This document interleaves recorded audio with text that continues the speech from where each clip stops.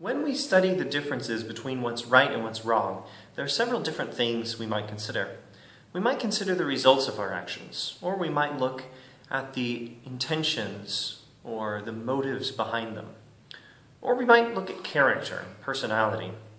Or we might consider happiness, or we might consider our moral obligations or our duties. Or we might consider the proper functioning of the human person. Or we might consider God's commands, or we might consider the beneficial, the useful, or the pragmatic.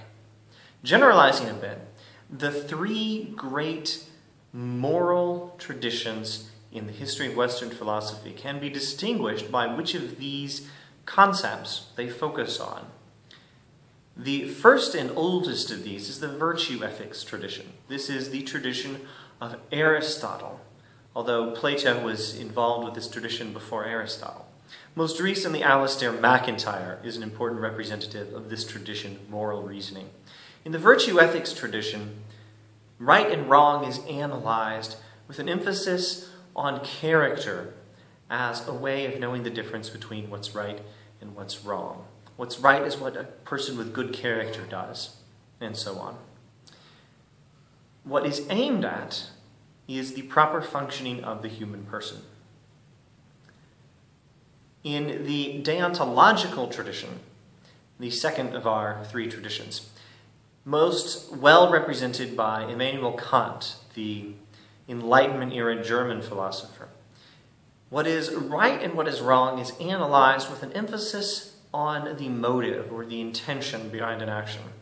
What is aimed at is the satisfaction of obligation. Kant wants to help us do our moral duty and satisfy our moral obligations, satisfy the requirements of moral law. In the third tradition, what is called the utilitarian tradition or consequentialism, well represented by John Stuart Mill, the 1800s British philosopher. The difference between right and wrong is considered according to the results of our actions, and what is aimed at is happiness.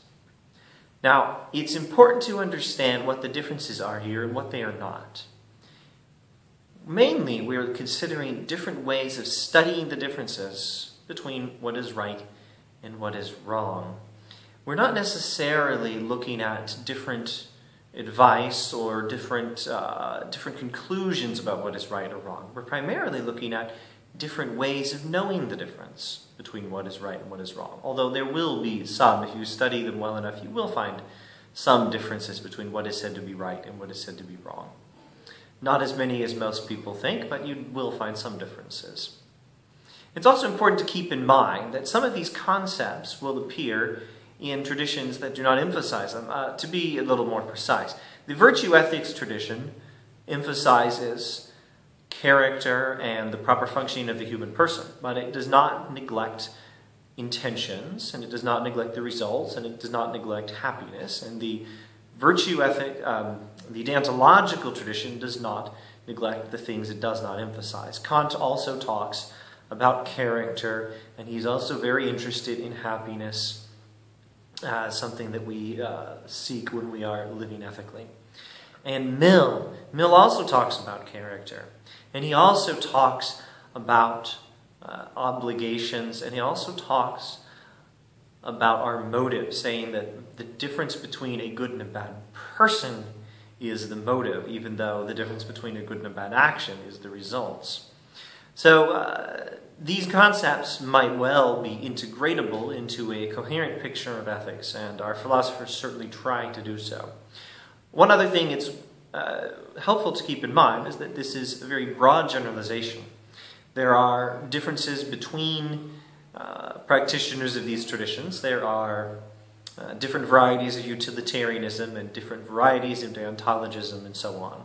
And there are other traditions and other hybrids of these traditions. There is the pragmatic tradition. There is the medieval theological tradition, which incorporates a good bit of the Aristotelian tradition, but also places a heavy emphasis on God's commands.